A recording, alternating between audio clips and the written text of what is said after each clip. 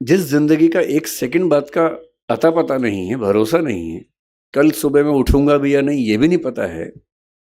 लेकिन कभी कभी ऐसा होता है जिंदगी में कि अचानक कोई इंसिडेंट होता है।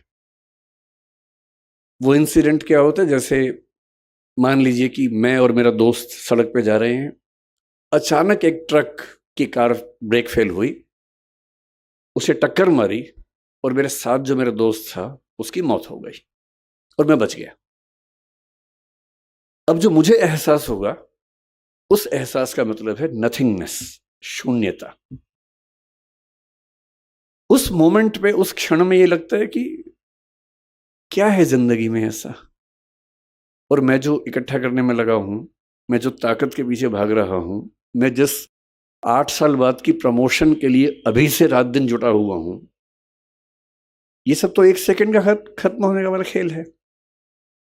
जिस जिंदगी का एक सेकंड बाद का अता पता नहीं है, भरोसा नहीं है, कल सुबह मैं उठूंगा भी या नहीं ये भी नहीं पता है, और मैं ऐसी जिंदगी जी रहा हूं जो 10 साल बाद मैं ये बन जाऊंगा, 18 साल बाद मेरी प्रमोशन ये होगी, मैं सेक्रेटरी बन जाऊंगा या मैं हाई कोर्ट का जज बन जाऊंगा। इस अनुभव में जो लोग थोड़े ज्यादा सेंसिटिव हैं, संवेदनशील हैं, वो इस अनुभव को झेल नहीं पाते और उनके लिए इसी बिंदु पर टर्निंग पॉइंट आता है और वो जीवन का रास्ता मोड़ लेते हैं कि जब जीवन में कुछ भरोसा नहीं तो मैं इन निरर्थक चीजों के पीछे क्यों भागता रहूं। क्यों ना मैं किसी ऐसी सार्थक चीज की तलाश करूं जो अंततः मुझे सुकून देती हो। और हम जीवन क्यों जीते हैं? मैं दर्शन विषय का विद्यार्थी हूं, पढ़ाता भी हूं।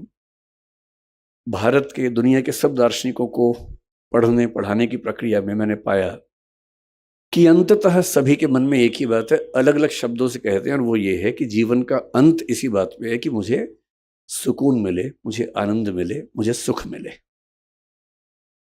और सारे भौतिक सुखों के बाद देश की राजधानी की सारी ताकत को देखने समझने के बाद अगर उससे ज्यादा सुकून बारडोली के आश्रम में है, तो इसका मतलब है कि जीवन का सही अर्थ तो यहां आके खुलेगा, वहां तो नहीं खुलेगा।